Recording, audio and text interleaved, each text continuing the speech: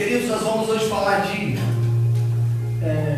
atendendo ao chamado e sendo vocacionado.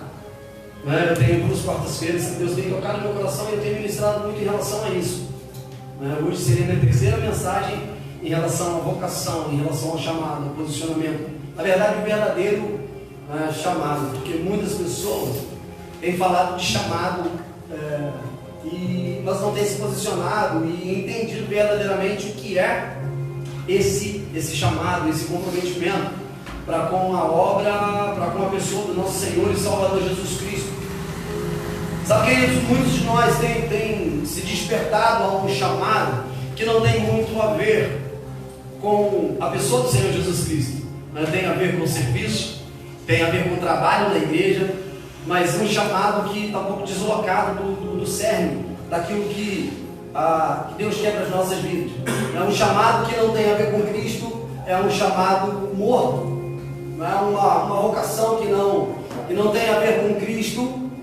Digo para nós cristãos, é um chamado morto. Amém?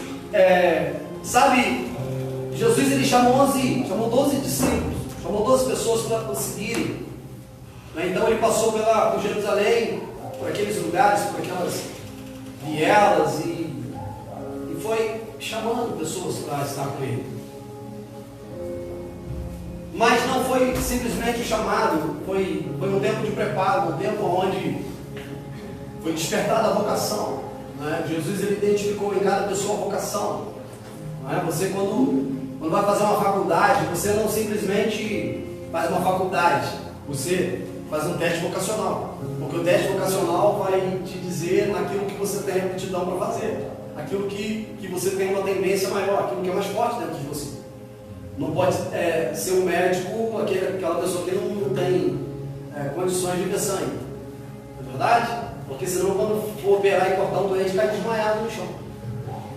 Não é por aí? Não tem muita lógica uma pessoa que tem toda a aptidão para essa questão médica fazer arquitetura, porque tem muito a ver com aquilo que está queimando dentro de você. Amém? E nós precisamos viver esse tempo. Uma das coisas muito interessantes foi que os discípulos entenderam isso, e Lucas 11, se eu não me engano, no 1, vai dizer que dentro e envolvido nessa cultura do reino que estava sendo ministrada por Jesus Cristo sobre a vida deles, porque eu não tenho dúvida de que eles estavam sendo imergidos no maior e melhor seminário do planeta, que era andar do lado de Jesus Cristo, que era ouvir Jesus Cristo, que era vivenciar os exemplos de Jesus Cristo e testemunhar as curas, testemunhar o caráter, a compaixão e o amor de Cristo. Mas uma coisa muito interessante, eu até postei no grupo hoje, foi uma frase da pastora Daniela, tem um ano que ela falou isso, e isso me tocou muito na época, que algo poderoso em relação aos discípulos foi que eles pediram a Jesus para que Jesus lhes ensinasse a orar. E aquilo é poderoso, porque a palavra do Senhor fala que nós não recebemos muitas das vezes as nossas petições, os nossos desejos, porque há algo desconexo com a vontade do Senhor. Não é? Há algo desconexo com aquilo que Ele quer fazer nas nossas vidas. Então, entra em choque os nossos pedidos com aquilo que Ele quer fazer. Entra em choque o nosso coração maldoso, egoísta, entra em choque o nosso coração que deseja todas as coisas a qualquer custo, com o coração de Deus que é bondoso, misericordioso, cheio de graça e amor. Então, quando os discípulos pedem a Jesus esse ensinamento, e é poderoso porque nós costumamos dizer, chavão do crente, falar que a oração é a chave da vitória. Então essa chave precisa estar ajustada com os segredos do céu, porque senão a chave bate na fechadura e não entra, não é verdade?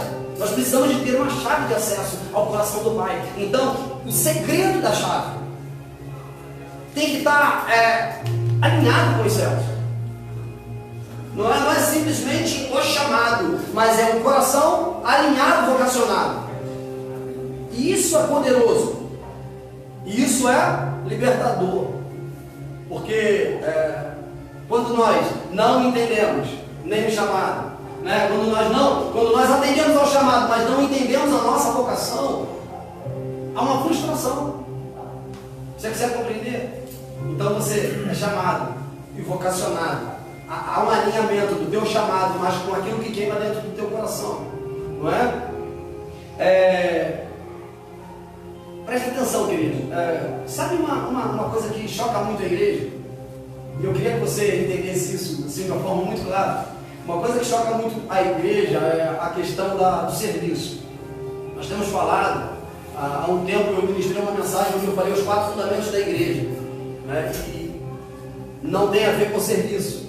O serviço é o 4º fundamento, né? Antes de chegar no serviço, você passa pela palavra. Porque tem gente que acha que é a fé.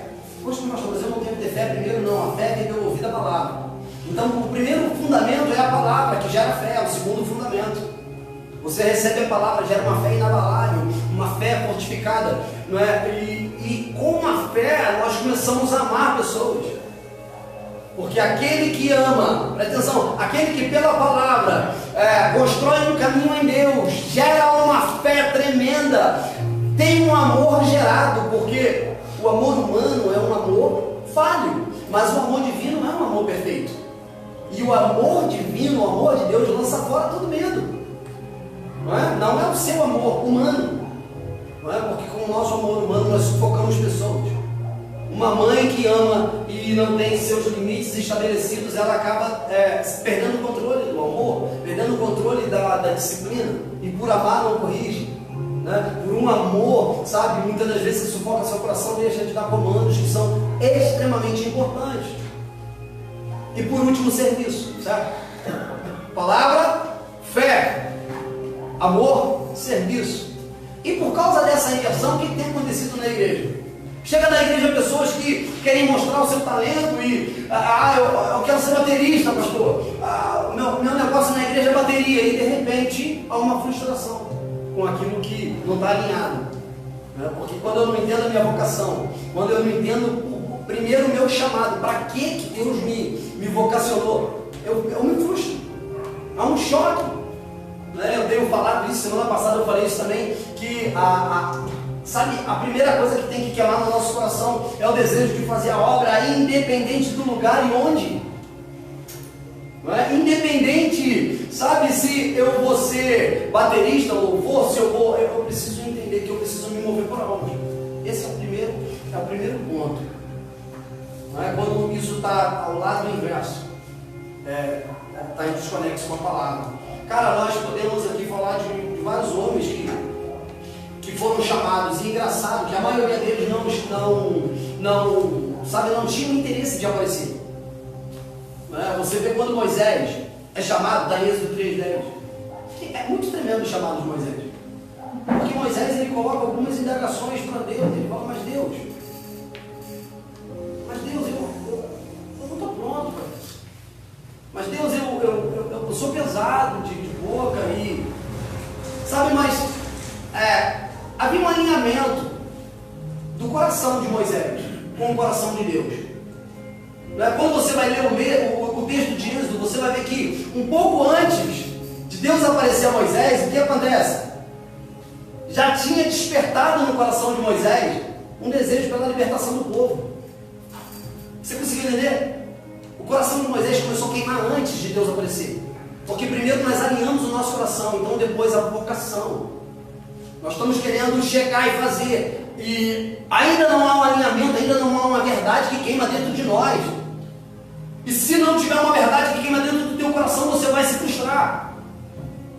Moisés então, ele desperta o chamado, ele entende que o povo estava necessitado, ele ficava desesperado pela carga pesada que era colocada sobre os hebreus, ao ponto dele assassinar um egípcio para livrar um hebreu. Você consegue entender que há antes, e nós estamos caminhando aqui depois? Amém? Amém ou não amém? Amém. Está entrando em conexão? Nós podemos ver Josué. Josué já teve um caminho mais alinhado, porque quando você olha para a história de Josué, você vê que ele foi discipulado. Ele veio seguindo uma estrutura, ele veio seguindo um caminho, sabe? E prosseguiu por aquele caminho. ao ponto de chegar diante do povo e dar uma palavra com quanto dura. E dizer assim: olha, vocês podem até se corromper com os deuses dos amorreus e perizeus, mas eu e minha casa serviremos ao Senhor. Porque ele estava muito bem definido e estabelecido daquilo que ele queria. Nós podemos passar por inúmeros personagens da Bíblia. Eu citei alguns aqui. Samuel, sabe, que entra em um cenário extremamente falido. Nós estamos num cenário um tanto quanto parecido. Sim ou não? Nós estamos em um cenário profético um tanto quanto parecido com aquela época. Nós estamos em um cenário de sacerdotes um tanto quanto parecido, porque Eli não entendia mais a sua função sacerdotal e se perdeu. Os filhos de Eli, que eram sacerdotes, estavam perdidos. O povo parou de fazer as suas ofertas e os seus sacrifícios, porque era reflexo daquilo que estava vendo. Sabe, por isso que eu me preocupo tanto com, sabe, o alinhamento, o posicionamento, e nós como líderes, e, sabe, a igreja como uma nação de sacerdotes, porque o povo, ele precisa de referência. O povo, para se alinhar, precisa de referência. E quando nós entendemos a nossa vocação e entendemos que nós somos essa referência, que o povo olha, e o povo precisa ter você como uma referência. A palavra do Senhor diz que Jesus disse: olha, vós sois o sal. Vós sois o sal, ou seja, se a igreja ela é retirada da terra, a terra entra em declínio, mas a igreja tem sido equilíbrio. E a terra só não está em uma situação pior por causa da igreja, que há o sal que gera o equilíbrio. Gera equilíbrio. Você consegue compreender? Você pode olhar outros homens, por exemplo, Davi. Davi foi chamado. Quando Deus, a palavra do Senhor vai dizer que Deus ele contempla Davi. A palavra do Senhor vai dizer que Deus, então, frustrado, preste atenção, frustrado com o reinado de Saul, com os pecados de Saul, Deus condena as ações de Saul, mas ele olha um garoto, cara. Ele olha um garoto. Então o chamado de Davi é muito tremendo, porque ele está alinhado com o coração. O chamado de Davi para ser rei está alinhado com o coração. E o coração, sabe, querido, olha que coisa profunda. E o coração, é no coração que está ali a tua vocação. É no coração, sabe, é essa construção interna. Sabe, isso que queima no teu coração. O coração de Davi queimava pela adoração. O coração de Davi queimava, sabe, pelo Senhor. Deus, ele não precisava de um rei que fosse muito, que soubesse governar. Sabe por quê? Porque sabedoria Deus dá. Você está entendendo? Sabedoria Deus dá. O que Deus precisava era de um homem que tinha um coração segundo o coração dele. Então Deus olha para ele e fala: esse cara, estou chamando ele. Eu chamo e eu vocaciono. Eu estou chamando Davi, estou liberando. Samuel vai lá e unge Davi.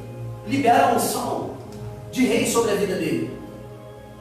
E sabe, isso é poderoso, que a partir daí então, sabe, Davi com todo o coração, ele começa a se mover, mas de forma muito prudente, entendendo o seu tempo, entendendo as suas construções, entendendo o tempo de amadurecimento. Profundo isso, sabe por quê? Porque é isso que gera um ministério sarado. O que gera cura num ministério? Sabe, você entendeu o seu tempo, você entendeu, eu fui chamado, Deus está me separando para algo, não é?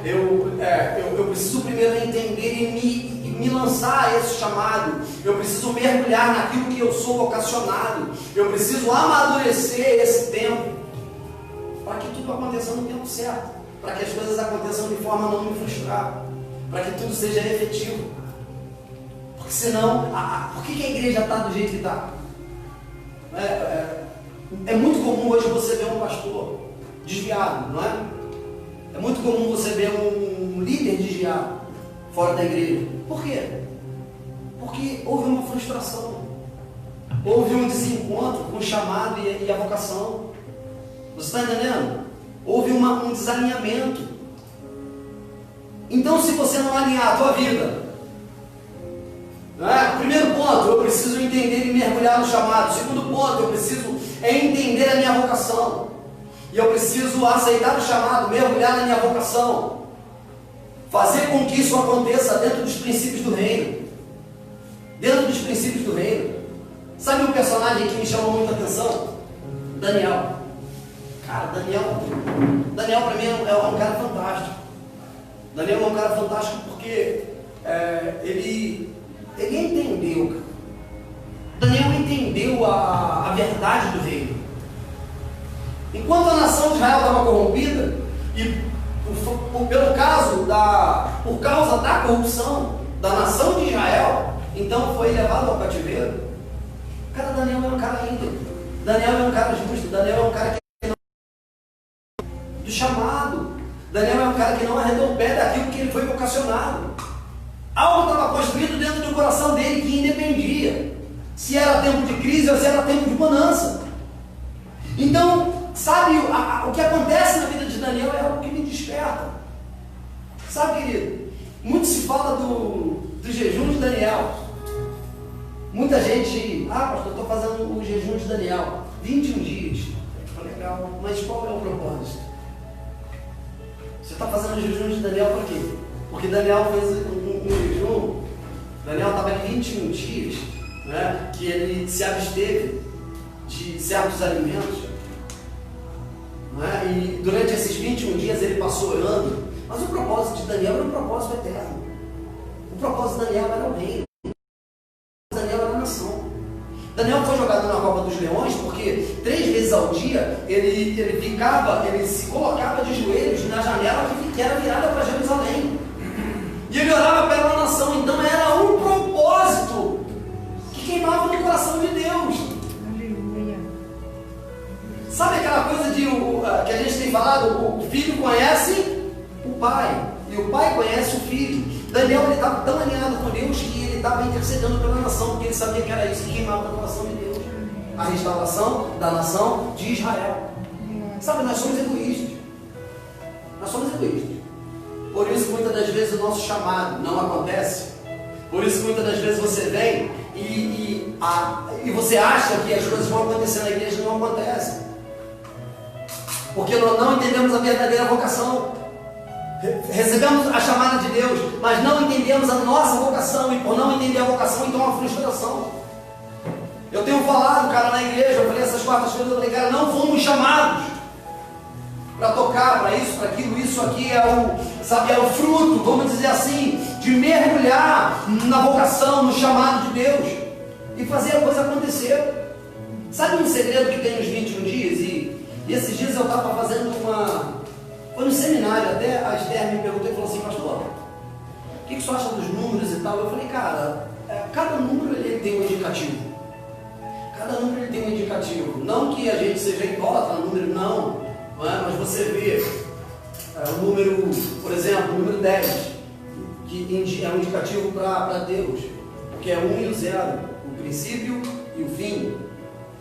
Você vê que o número de socorro dos Estados Unidos é 9 e 11, mas bem maçom, né? 9 e 11, ou seja, do 9 para o 11. Não é de propósito, não é sem querer que esse número está lá. 911 é o número de socorro dos Estados Unidos. Não queremos Deus. E eu peguei esse jejum de Daniel, peguei esse número 21 e falei, cara, interessante. Ela falou de número aqui, ficou na minha cabeça. A primeira coisa que veio na minha mente é divisível por 3. Olha que interessante. Porque quando você olha, por que Daniel jejuou 21 dias? Qual o propósito dos 21 dias? Por que ficou registrado 21 dias? Sabe, as coisas na Bíblia não estão ali por acaso. As coisas na Bíblia estão ali para nos dar um norte, para nos dar uma direção. Deus liberou e deixou coisas escritas na palavra para nos encaminhar. E através disso, termos revelação de como serão os nossos passos na terra. Tem gente fazendo jejum de Daniel para carro, tem gente fazendo jejum de Daniel para casa, tem gente fazendo jejum de Daniel para casar. Só que o jejum de Daniel, presta atenção, 21 dividido por 3, 7. 3, Pai, Filho e Espírito Santo, 7, perfeição, 21, 2 que são 1. É um número que fala de unidade, é um número que fala de Deus e um número que aponta para a santidade. Então o jejum de Daniel não tem a ver com aquilo que você precisa.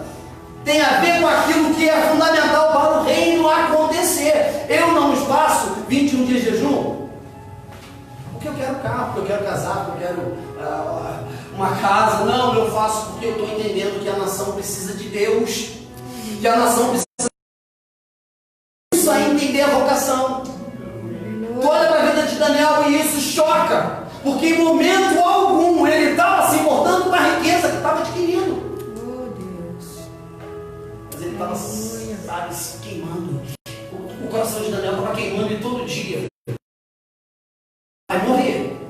Se orar, vai morrer. Decreto. Mas ele, cara, Deus é maior.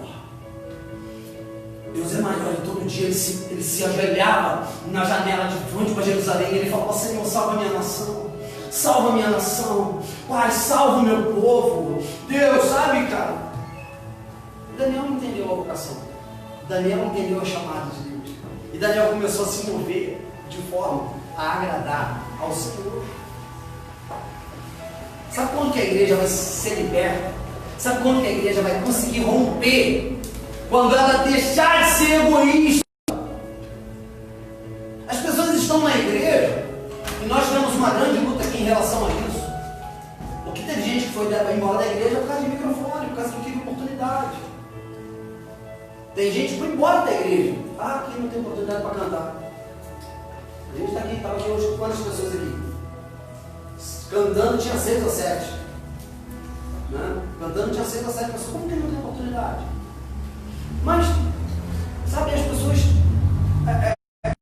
Teve gente que foi embora. O círculo de oração. Eu falei, gente, se você quer orar, você não precisa. Sabe, quem tem vocação, quem entende a chamada, entende que para orar não precisa de ter um círculo de oração. Outro dia o rapaz colocou na internet assim: rapaz, eu estou precisando de um círculo de oração para ir hoje. Eu falei, legal, cara. Bota a tua cama no meio do quarto, anda em volta. Anda em volta, é simples, o círculo de oração, meu irmão. Deixa de ser religioso. Você para orar não precisa. Cara, a gente precisa entender a nossa vocação. Não, porque eu sou intercessor, aí eu preciso orar para alguém. Cara, ora, meu irmão. Quem está te impedindo de fazer a obra? A religiosidade. Porque a religião nos para. A religião nos para. A religião te impede de você estar de bermuda na rua, manifestou o demônio, você expulsar o demônio. Se o cara tiver de sunga na praia e o demônio se manifestar, como é que faz? Pô, tu de sunga vai me expulsar? Tu está na praia, de sunga lá na praia, o demônio manifesta. E aí? A religião te impede de fazer a obra. Você está entendendo? O cara vai lá, o coração está queimando para orar. Eu preciso de um lugar para orar. Gente, me indica aí onde tem um círculo de oração. Cara, eu já entrei, eu até perdão depois. Eu falei, cara, bota a tua cama no meio do quarto, anda em volta, olha em círculo. É um círculo de oração. Se você precisa de um círculo de oração, é simples, está resolvendo o teu problema. Deus está nos chamando para algo maior. Deus está nos chamando para mergulhar mais profundo. Sabe, o que tem frustrado as nossas vidas, presta atenção, sabe o que tem frustrado as nossas vidas? É porque você tem colocado as tuas coisas, o teu desejo, você tem colocado as tuas conquistas na frente, você tem colocado o que você precisa na frente. Não há uma compreensão de Mateus 6:33, buscai primeiro o reino. E é tão tremendo, cara. Sabe, querido, olha, quando você pega a história de Daniel, você vê aqui o rei Nabucodonosor tem um sonho, vê uma espada, tal, chama, e de repente ele fica irritado com aquele sonho, louco com aquele sonho, chama. Ele chamou 6 qualidades de religiões, 6 qualidades. Falei isso aqui no meu passado, falei 6 qualidades de religiões. Mas não, umas outras ciências, né? Astrologia, tal, feitiçaria, tal. Ele chamou 6 qualidades de religiões. Quem é o 7º a entrar em cena? Daniel. Presta atenção, 7. Mais uma vez, número, né? Que tipifica a perfeição. Aquele que é perfeito. Porque Deus fez o planeta, fez a terra, construiu todas as coisas. Em 6 dias, no 7º, ele santificou. Não diz que ele descansou, não, tá? Deus não se cansa. A gente fala, Deus descansou. Não, Deus não descansou. No 7º, ele santificou esse dia. E, sabe, o interessante é que, quando você vê, então, Daniel, sabe, alinhado com a cultura do céu, e a cultura do céu vem, aquilo que estava em obscuro é revelado, porque a cultura do céu é liberada por um cara que entendeu a sua vocação. Por um cara que entendeu, não colocou a sua vida na frente, ele colocou o reino, a justiça do reino, ele colocou o amor pelo reino. E sabe o que aconteceu? Daniel era governador de uma província, daqui a pouco ele é colocado para governar, e estar à frente de todos os outros governadores de província. Você precisa compreender. Um pouco mais à frente tem outros sonhos. Agora já não é Nabucodonosor, é o filho dele. Esqueça o nome dele. Belsazar. E olha que tremendo, cara. Mais uma vez, o reino de Deus entra em cena. Mais uma vez, sabe, o Espírito é revelado. Mais uma vez, a ordem é estabelecida. Presta atenção, a ordem é estabelecida pelo reino de Deus. Sabe por quê? Porque quando se entende a vocação, escuta, quando se entende a vocação, você entende que você chegou em um lugar e você representa o reino de Deus. Essa é a vocação. Então todo mundo está no pânico, está desesperado. Fala, calma. Cheguei, vou fazer ligação. E a hora que eu faço a ligação, o reino vem, as coisas se alinham, tranquilo. Outro dia num grupo aí falaram, o novo normal. Eu falei, não existe novo normal. Porque quando o reino de Deus vem, as coisas se normalizam. Não tem uma nova forma, é a forma do reino. É a forma do reino. Lá na frente, vamos mais um pouquinho na frente na história de Daniel. Lá na frente, então, tem esse decreto. Enganam o rei, porque sem ter inveja. Tem inveja na igreja, não tem? Não tem. Um que canta, o outro que não canta, um que prega, o outro que não prega, um que ora, o outro que não ora. Acho que a igreja está livre, isenta da inveja. Tá ou não? Ainda tem muita coisa para se libertar, né? Mas, pela inveja do que Deus estava fazendo, porque eu não tenho dúvida de que era a ação de Deus na vida de Daniel, ele tinha uma inteligência fora do normal. Ele tinha um dom que eu falo que é o dom da sabedoria. São duas coisas que a gente está orando e pedindo a Deus para liberar, não sobre as nossas vidas, sobre o ministério, que é o dom da sabedoria e palavra de conhecimento. Então, há um decreto. Daniel não sabe, ele rompe aquele decreto, porque ele entendeu que obedecer a Deus é mais importante que obedecer aos homens. Precisa obedecer aos homens, mas desde que não fira o meu princípio, desde que não fira o meu relacionamento, desde que não fira a minha construção com os céus, porque nós precisamos entender que é os céus que mandam sobre a terra, não é a terra que manda sobre os céus. Mas pastor, tá maluco, meu irmão, se eu orar, acabou. Se eu fizer ligação com o céu, as coisas se estabelecem em ponto final. Ou eu creio nisso, ou eu deixo de ser crente. Daniel ficou quieto. Daniel falou, cara, eu vou orar. Eu não tenho medo de ser lançado na cova dos leões. Então Daniel é lançado na cova dos leões. O que acontece? O rei, que tinha muita afeição por Daniel, olha da cova, ele estava desesperado, porque a esperança dele é que os leões não comessem Daniel. Porque Daniel era um cara de caráter. Daniel era um cara de conduta. Daniel era um cara que, sabe, ele ganhava a afeição das pessoas. Sabe por quê? Porque ele transportava algo que era muito tremendo. Ele transportava algo que era muito tremendo. Ele transportava Deus nele. Você consegue compreender? Consegue compreender? É por aí. Então, a Dário chama. Daniel está vivo. Aquelas pessoas que acusaram Daniel receberam a sentença de Daniel e foram comidos e devorados pelos leões. Mas algo poderoso, cara. Acontece um pouco depois. O que é? O rei dá assim um decreto, fala assim, cara, em todas as províncias que eu governo, em todas, se adorará ao Deus de Daniel. Você precisa entender o que é compreender a vocação? Aonde você chegar, algo tem que acontecer. A gente está muito preocupado com os holofotes, mas a nossa vocação não depende de holofote. A gente está muito preocupado com as lives. A gente está muito preocupado em aparecer, em fazer, em pegar o microfone. Mas é muito mais que isso.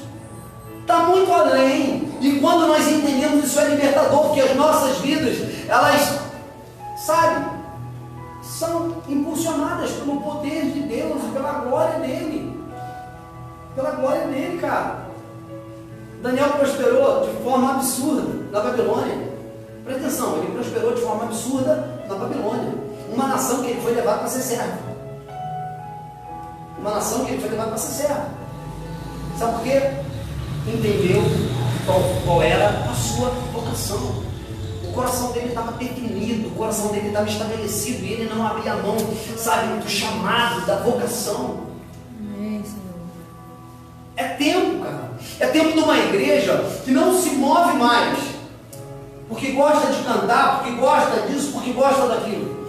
É tempo de uma igreja que não se move mais, sabe, pelo grupinho, não se move mais, porque vai ter o filme, não se move mais, porque o louvor é legal, sabe, uma geração que se move por almas, que verdadeiramente entende o para que foi chamado e vocacionado. 2 Pedro, 1 Pedro 2,9, perdão. Mediante Cristo, presta atenção, mediante Cristo, nós fomos eleitos, chamados, uma nação santa. Sobre a nossa vida foi estabelecido um sacerdócio real. Iníciozinho de Apocalipse vai falar que nós somos uma nação de sacerdotes. Então há algo muito tremendo e muito poderoso que é para ser feito através da tua vida. O que o sacerdote fazia? O sacerdote atraía a presença de Deus, não é isso? Ele fazia todos os trâmites, Deus vinha. E ele, depois que ele presenciava, sabe, a aceitação de Deus ao sacrifício, ele virava para o povo e liberava aquilo. Você está entendendo como que entender a vocação é poderoso? Porque quando você entender que você precisa entrar no Santo dos Santos, se conectar com Ele, abençoar vidas, mas isso é libertador, cara. Isso é libertador. Não é microfone, é o secreto. Porque no Santo dos Santos só entrava o sacerdote de Deus. Ninguém via. Tinha cortina fechada. Então era um lugar onde que Deus se revelava só para ele. O véu foi rasgado. Deus está te chamando para entrar nesse lugar. E fala, filho, você precisa receber para liberar. Receber para liberar. Você precisa ter para dar. Então não tem muito a ver com cantar, não tem muito a ver com estar no altar. Até porque nós sabemos que o altar ele não é esse lugar. O altar é o meu e o teu coração, é a minha e a tua vida. É através da minha e da tua vida que pessoas serão impactadas, que serão mudadas, serão transformadas. Sabe, está precisando de uma geração que se manifeste. Sabe por quê? Há muito pecado ainda, há muito erro, há muita corrupção. É culpa nossa, sabia? Culpa minha, culpa sua. O bairro está difícil, tem muita drogadição. É culpa minha, é culpa sua. A prostituição no bairro, culpa minha, é culpa sua. Sabe por quê? Porque nós fomos chamados. Nós somos uma geração de sacerdotes, nós não estamos entendendo isso. Se eu não entender o meu chamado e a minha vocação, nada acontece. A igreja não se move. E vidas não são salvas. Pessoas não mudam. Porque precisam da nossa manifestação como filho. Romanos 8,19. A ardente expectação da criatura aguarda a manifestação dos filhos de Deus. Pastor, mas qual é o meu chamado? Cara, se manifestar na terra. Glória. Fazer algo acontecer através da sua vida. Gerar conexão. Céu e terra. Glória a Deus. Amém, Senhor. Sabe uma coisa que me entristece? É quando há uma inversão. E essa inversão ela é danosa, ela é prejudicial. Porque nós deixamos de crer, nós deixamos de confiar, nós deixamos de caminhar. Sabe, a nossa ânsia está nas coisas, a nossa ânsia está em uma construção terrena. Nós deixamos de crer que somos seres celestiais.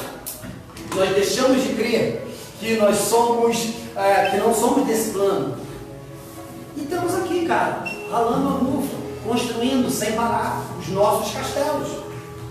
Nós estamos edificando os nossos reinos. Deixamos de edificar aquilo que é eterno. Deixa eu te falar, querido. Você deixou de edificar aquilo que é eterno. Vou te dar um recado. Se você não edificar aquilo que é eterno, você não vai desfrutar da eternidade. Então você precisa começar a desfrutar, a construir aquilo que é pautado na eternidade. Estamos pensando, nós tivemos eu até tirei aqui, tivemos um metanoia que a gente falava sobre a eternidade. E nós falávamos sobre a importância de entender e compreender a eternidade. Sabe por quê? Porque a gente tira a nossa mente do tempo. Você está entendendo? Você tira a tua mente do tempo. E você entende, cara, eu trabalho para a eternidade. O meu Deus é eterno. Eu sou um ser espiritual. Não, mas nós somos muito almáticos. E a nossa mentalidade, a briga, sabe? Sabe essa briga de Paulo, né? Eu brigo porque eu ganhei tantos e eu luto para não perder a minha própria salvação. Então havia uma guerra ali dentro de Paulo, sabe? Espírito, carne, carne, espírito. Espírito, carne, carne e espírito. Havia uma guerra. Ele entendia que Paulo fala o tempo todo: eu esmurro a minha carne, porque eu não quero deixar ela se tornar mais forte do que o meu espírito. Porque eu sei, cara, que essa construção, sabe, de solidificar o espírito, de entender a vocação, o chamado, mergulhar nesse universo de sacerdote, vai me fazer, cara, vai me fazer prosseguir em uma vida com Cristo.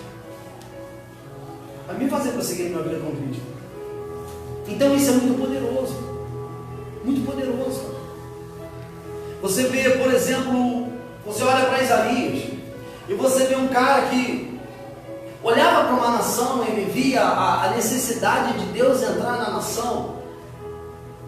Isaías, ele sabe quando ele tem a revelação de Deus, e ele, presta atenção, e ele tem a revelação de Deus porque ele tinha um coração transformado e construído.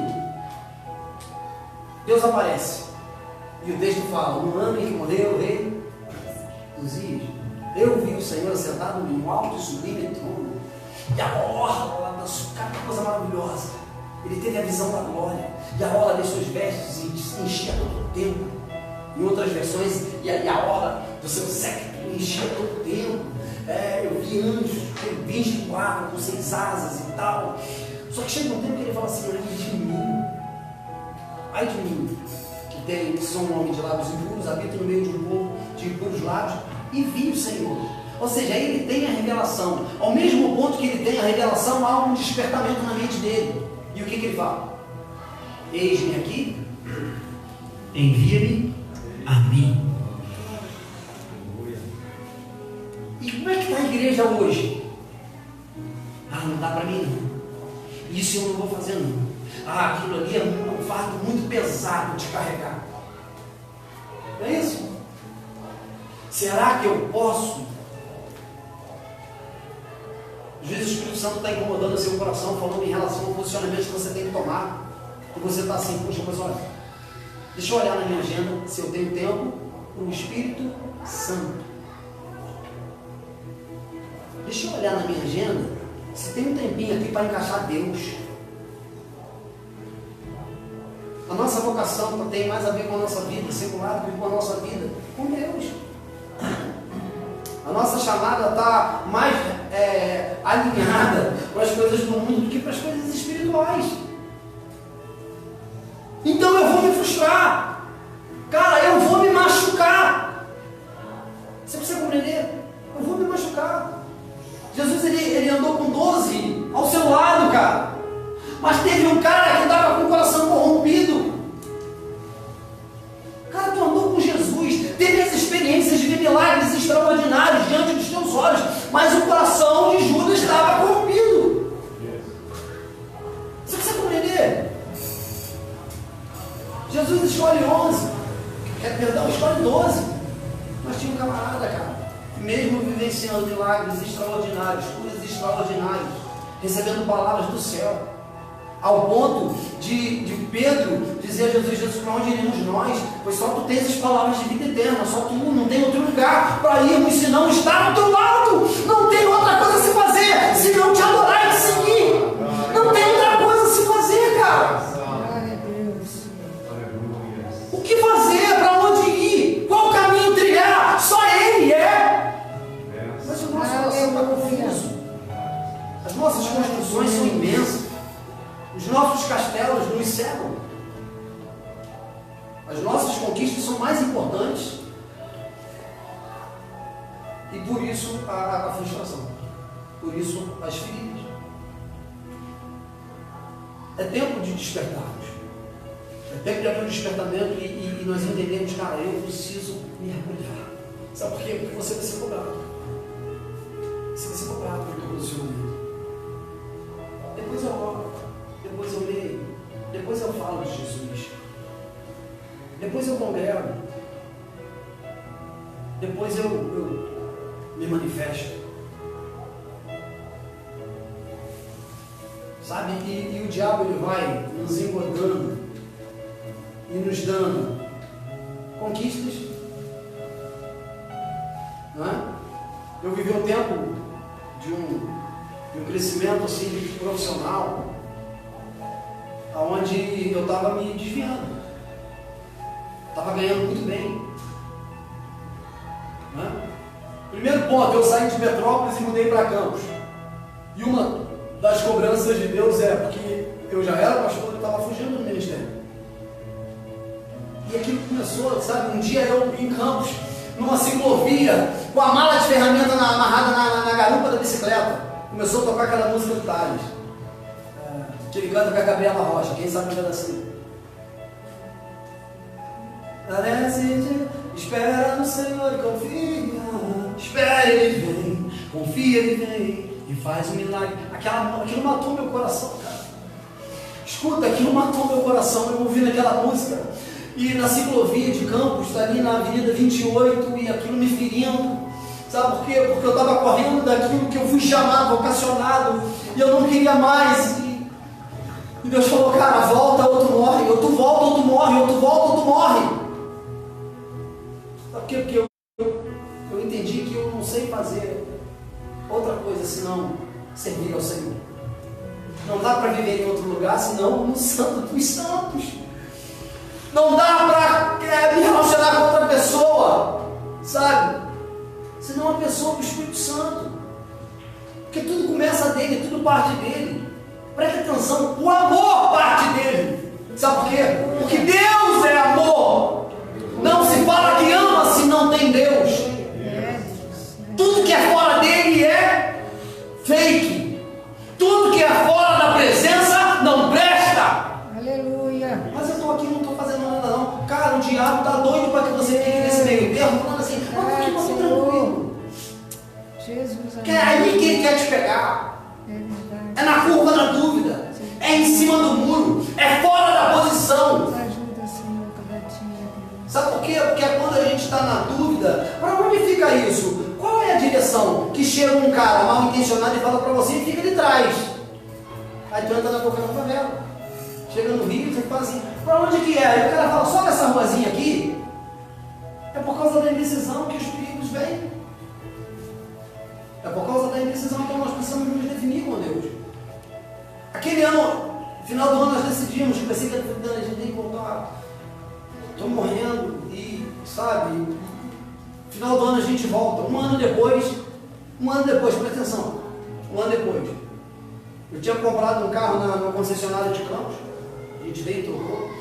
Um ano depois, gravado, eu estava com Israel no carro e a música tocou. Como é? Espere, ele vem, confia. O Espírito Santo falou comigo assim, ó, volta lá.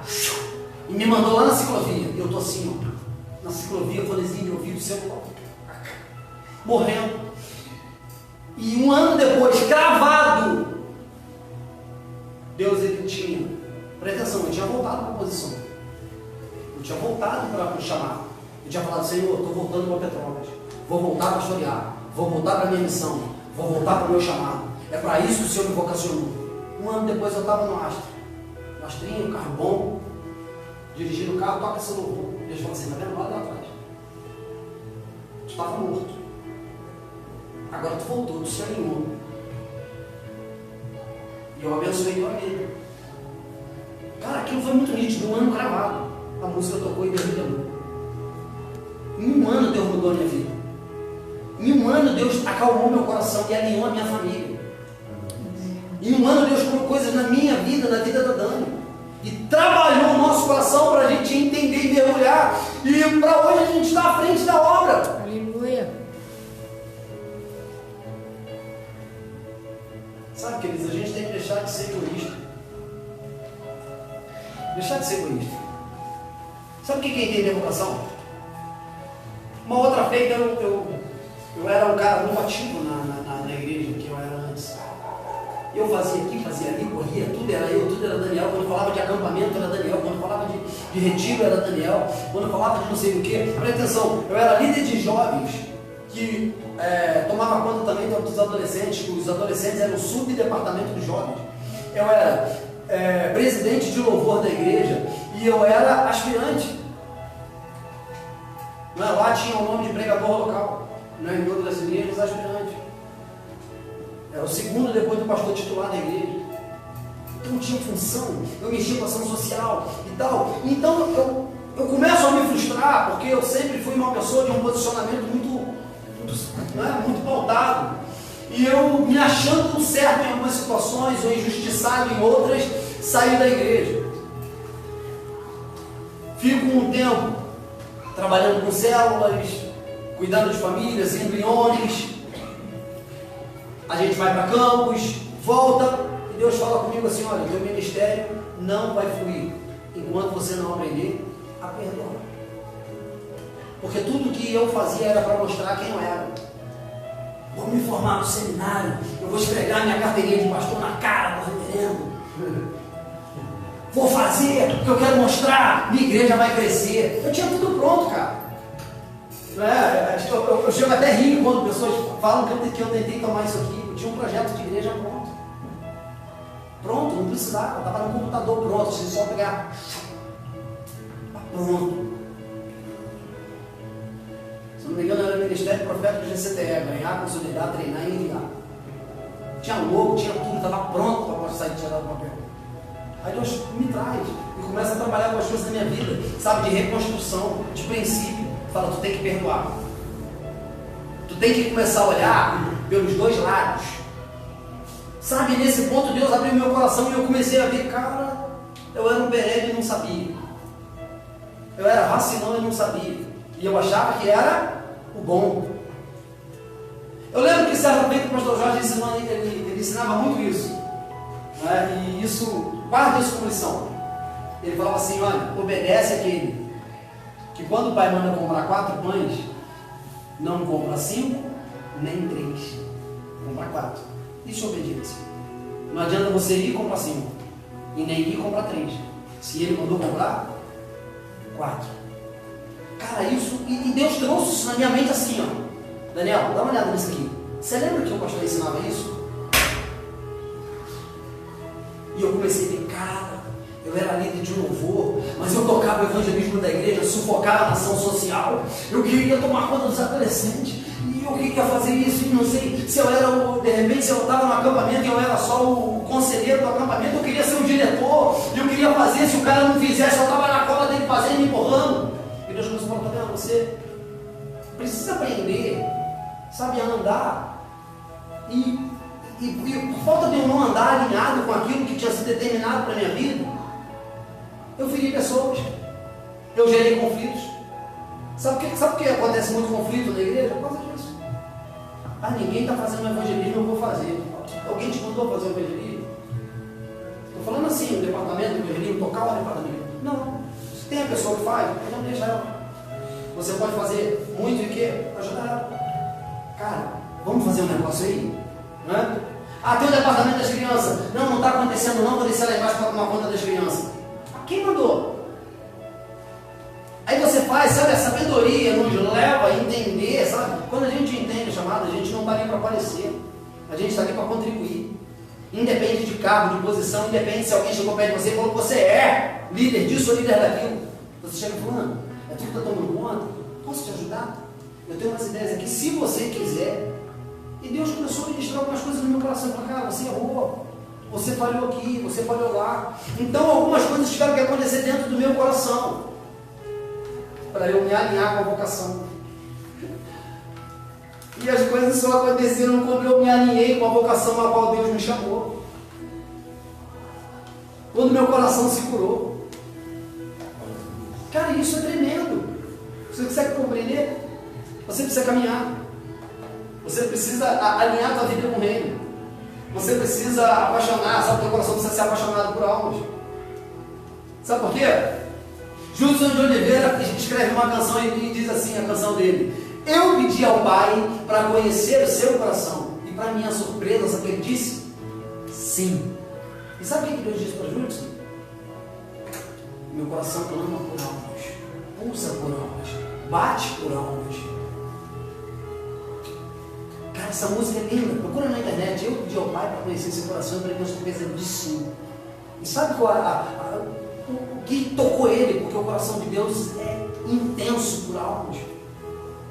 Então, se a nossa vida está alinhada, se a nossa vocação, sabe, se a gente alinha o nosso coração com o que Deus tem determinado, as coisas acontecem. Não é tempo, cara. Sabe, Jesus está voltando. Eu tenho falado que pelas coisas que estão acontecendo, a gente não tem mais 10 anos. Já tem uns 2 anos que eu falo isso, já são 8, tá? Tem apontamentos proféticos que não nos deixam muito distantes. Ah, pastor, mas a Bíblia fala que ninguém sabe a hora, cara, mas tem sinais na Bíblia, tem indicativos, e os tempos são esses. Eu poderia ficar dando aqui, entrar na área de escatologia e falar muitas coisas dos apontamentos finais, não é? A gente poderia falar aqui de propagandas de TV que já apontam para um tempo. A gente poderia falar de cartas iluminatis que já apontam para um tempo. Isso sem tocar na Bíblia. Mas a Bíblia já está aí. A figueira floresceu. Uma geração já se passou. Tantas coisas estão acontecendo. Tratados de paz. Agora eu coloquei no grupo a imagenzinha. Donald Trump vai lá e faz um assinado de paz entre os representantes dos Emirados Árabes com a nação de Israel. De repente pode ainda não ser o tratado que a gente espera. Mas, cara, as coisas estão caminhando para acontecer. E sabe, a igreja não pode dormir. A igreja não pode dormir. Nós não podemos, sabe, dormir e perder o foco de tudo que tem para acontecer. Sabe, querido? Se coloque de pé. Não vou tardar mais. Entenda uma coisa. Sabe o que legalizou? Sabe o que legalizou a ação? Sabe o que legalizou a ação do reino? Legalizou a ação do reino? Posicionamento de Daniel. Porque o posicionamento legaliza a ação do reino. Eu fico louco quando eu vejo pessoas, presta atenção, eu fico louco quando eu vejo pessoas querendo que coisas aconteçam no mundo espiritual, mas se o posicionamento estiver errado, Deus não abençoa, cara. Presta atenção, Deus não abençoa nada que está errado. A palavra do Senhor diz assim que Ele é santo. Deus é santo. E se eu quero então que as coisas aconteçam na minha vida, primeiro eu tenho que andar em conformidade com aquilo que Ele é, santo. O padrão é santidade. O padrão é pureza. O padrão é verdade. Sabe, o padrão é quando o nosso coração se alinha com o coração de Deus, independente das tuas limitações, das tuas fraquezas, das tuas quedas. Ele só quer que você alinhe teu coração, porque quando tu alinha teu coração, ele te puxa. Ele fala, filho, eu quero você. Davi não era mais capacitado para a guerra. Davi não era mais capacitado para governar, mas o coração dele estava alinhado, não importa. Ele entendeu a vocação, o coração dele queimava por isso. Moisés não era mais capacitado para libertar o povo. Ele tinha suas falhas, ele tinha acabado de assassinar um egípcio. Ele tinha fugido. Mas Deus fala, cara, teu coração queimou. Teu coração queimou por aquilo que meu coração queima, que era pela libertação dos egípcios, do povo hebreu. Então, cara, eu vou usar você. Sabe o que acontece? De repente tinha muita gente, tinha muitos líderes hebreus. Mas há um contentamento com a desgraça. Sabia que há um contentamento com a desgraça? Sabe aquele personagem de desenho? Ó céu, ó desgraça, ó miséria. Sabe? Há um contentamento, a igreja se contenta. Cara, não há um contentamento, nós não podemos nos contentar. A palavra do Senhor fala que, na verdade, nós precisamos ser inconformados. Nós somos os chamados inconformados. Não podemos nos conformar. Está ruim? Não está ruim, não, vai melhorar. Ah, está muita drogadição no bairro. Não, cara, nós vamos orar e as vidas vão se libertarem. Ah, mas é tanto divórcio. Não, cara, nós vamos orar e Deus vai trazer uma libertação na vida dos casais. Sabe, o nosso posicionamento legaliza a ação do rei. Você lembra quando há uma revolta? Isso para finalizar. A gente vai falando, né? Sabe quando há uma revolta, que é chamada da revolta de Corá? Cara, eu acho isso maravilhoso. Não a revolta não, gente. Eu acho o texto maravilhoso. Cara, então há uma revolta, há uma disputa, né, na verdade. Moisés vira para eles e fala assim, cara, olha a tranquilidade de Moisés. Essa tranquilidade o povo de Deus tem que ter. Andreu, traz o incensário, vamos queimar. Tranquilidade de Moisés. Traz o incensário de vocês. Amanhã a gente acende o incensário. Quem Deus responder? Respondeu, cara. Se não for eu sento e você liderado por você. Agora, sabe, Deus ele ficou tão irritado com a afronta, porque Deus ele colocou Moisés como líder. Então Deus ele fica tão irritado com a afronta que a terra se abre. E quando a terra se abre, tu acha que Moisés está ali falando assim, bem feito, mexeram comigo, pagaram. Não, o coração de Moisés se quebra. E Moisés, sabe, chora, meu Deus, para com o Senhor, é teu povo. E ele começa a clamar, cara. A Bíblia, e o texto continua. A terra se fecha, então o povo volta a murmurar. Presta atenção. O povo volta a murmurar. E o que acontece? Vem uma praga.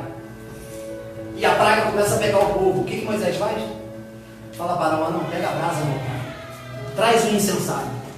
E então, Moisés começa a passear no meio do povo com o incensário, clamando pela misericórdia. Senhor, misericórdia, misericórdia, misericórdia, misericórdia, misericórdia.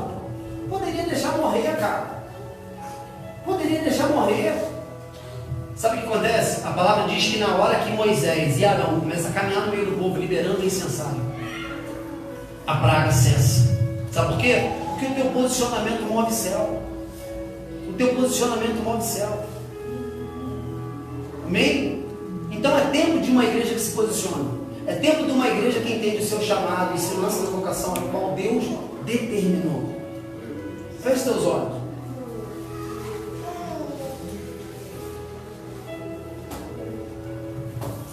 Paizinho, nós te adoramos.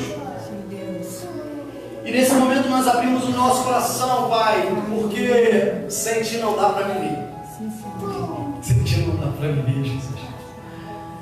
Oh, Jesus, é tão dolorido viver sem ti, Senhor. Tão frustrante viver sem a revelação da tua glória, sem a revelação daquilo que o Senhor é. Então nos impacte com a tua presença, nos visita com a tua glória, traz um despertamento e um alinhamento ao chamado, que os nossos corações venham queimar, Pai, e se alinhar com a tua obra, com a tua vontade. Nós sabemos que os dias são findos, nós sabemos que os dias são maus, mas eis-nos aqui como sacerdotes do teu reino, como representantes do céu, para clamar, Pai, para que o teu reino se manifeste na terra.